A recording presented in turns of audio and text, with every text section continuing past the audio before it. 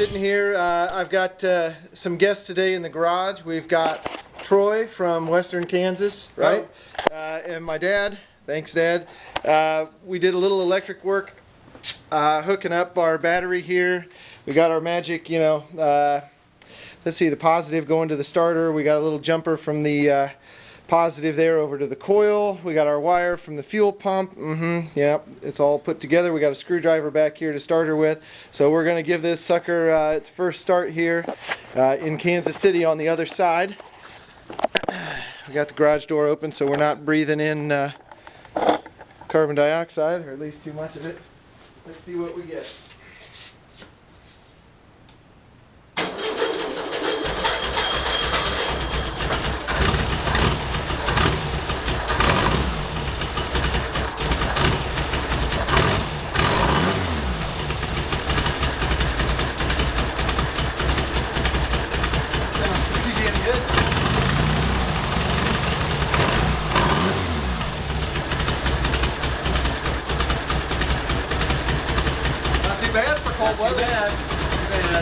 Our buddy Troy just took off.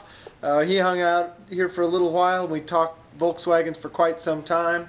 He's a pretty neat dude, man. It's good to have some other hands in the shop. And he was here for the first startup of the VWDarrin engine, and he was pretty excited about that. He thought that was pretty cool. So he's got a '73 Karmann Ghia convertible that he's working on right now. And it's a pretty common problem. It's one that has his rockers kind of folded up like a taco on him, and so he's in the same boat I was a long time ago when I started my restoration, in that he's got a car that wants to be in two halves rather than a whole. So he's got a lot of welding to do, a lot of fabrication. I think he's got a '68 parts car, so he's gonna cut the rockers out of that one and use them as a template to fab up some new ones. Sounds like Unky Scott's here, but we're gonna probably try and get the old engine out, get this new one stabbed in, and see what goes on. But anyway, yeah, take care, Todd. Todd. Take care, Troy.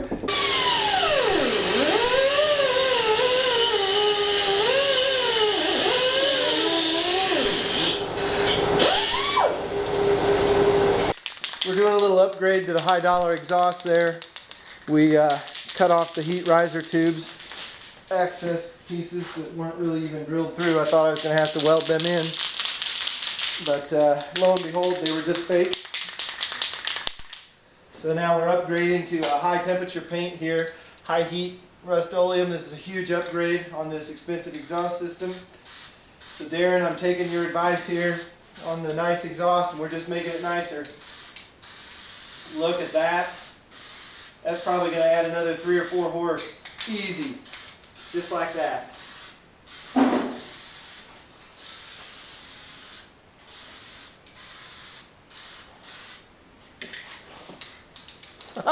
going to come up with it a little bit.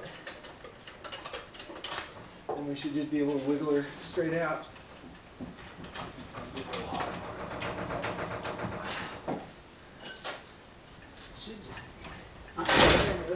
Okay. Yeah. Watch your feet. All good. Coming down. Yep. Nice and easy.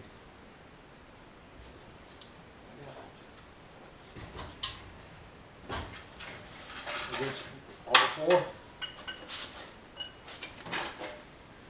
There.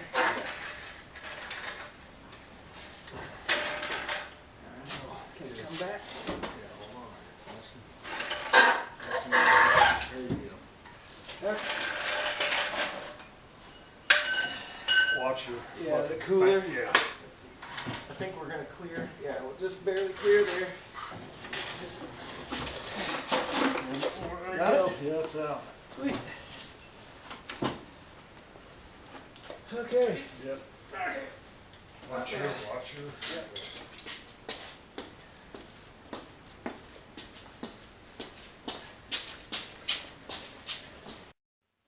Alright, so we took the old clutch assembly off the old motor, and more than anything just to get the hardware off of it and to kind of see how it went together. And we were working with original equipment on the throwout bearing. here. So this is original VW. You can still see the logo on there. Pretty sweet. This might have been a replacement, but I doubt it. I don't know. It says 72 on it. Not sure if that's the year of manufacture or what, but yeah, it looks like a pretty clean part.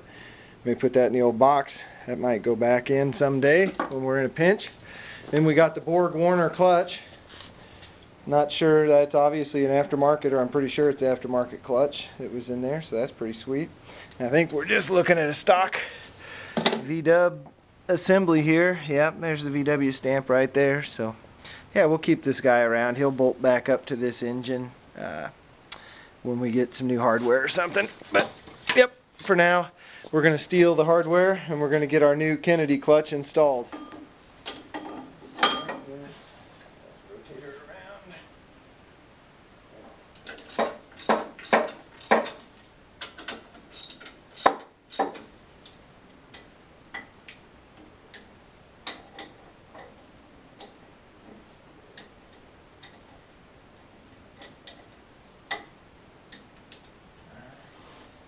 You guys did not get to see my real reaction when I fired this engine up. I don't know how to describe the difference in the sound of this motor than this old one here. I mean, this sounds like a stock Volkswagen kind of weak motor, and this sucker over here was like, I don't know how to describe it. It was like Harley Davidson like. It just had that low thump, and I mean, you could just tell. It's just so much more powerful. You know, I think Darrin was guessing 110 to 120 horsepower versus 50 horsepower, and this is a tired motor here. You know, it's probably more like 40 horse by now, or 45, and you know, so we're talking double the horsepower. And the sound, you know, I'm not gonna, I kind of kicked Darrin in the balls a little bit about the exhaust. He's kicked me in the balls a little bit about it. You know, he's telling me it should just be a merged header. And I'm looking at this thing, it's kind of like a merged header. You know, it just, instead of going into, you know, one socket there, you know, it goes into a tube with two outlets. So, you know, it kind of merges and then goes back apart. I think that's kind of my take on it. I don't know. And then, of course, you got the heater boxes in there, which probably restrict airflow a little bit, but you know, I don't know. It was a low sounded thump. It was just incredible, and you know, I think when I fired it up, my reaction was pretty milquetoast there, but holy cow, guys, what a cool freaking engine. I mean, I don't know. I don't even know how to describe it. Yep, everything I wanted and more, no doubt about it. There's no two bones about it. That couldn't ask for more. Thank you, Darrin, and thank you, Andrea, for, you know, helping coordinate all that stuff. But Darrin, you really outdid yourself. I mean, wow, cool. There it is. We got the clutch on. We got the carburetors off. Got the intakes plugged up there so we don't get any dirt in the holes. And I got my tins back over here, so I gotta pull out my piece that goes back along this thing. We're gonna get it painted, and then we're gonna get this new piece of tin scuffed up and painted. And I've got all this crap over here, so I got my alternator stand. I gotta paint it. We got our exhaust deals that divert the air to the heat exchangers. Yep, got those. So we're going to clean them up. I'm going to maybe get them sandblasted here and clean them up, paint them. I got some other little bits and pieces. There's our, strainer plate deal. Just got to clean it up. And got the engine out. It's looking good. But, you know, unfortunately, when we took the engine out, we pulled some tape off that had been there just to protect things, and it pulled off some paint, and it just kind of took it down to the primer. I don't know. Well, over here it took it down to the old paint. I must not have scuffed this up good enough right here. So what I am going to do, it even got me up on top there. So what I'm going to do is I'm going to scuff up this whole little piece right here, and we're going to mask it right on that edge.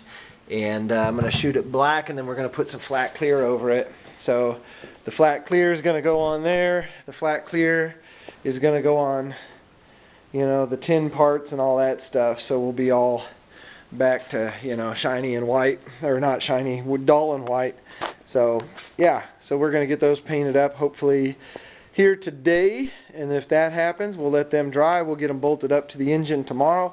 We'll get the engine installed. I gotta do the backing plate there too. I got one of them for the alternator, so I'm gonna paint it up white. We'll get the alternator flip-flopped out with the generator, and yeah, we should be having fun. So that's yeah, that's it for this video. We'll cut her there, and we'll see you guys on the next one. So much meatloaf.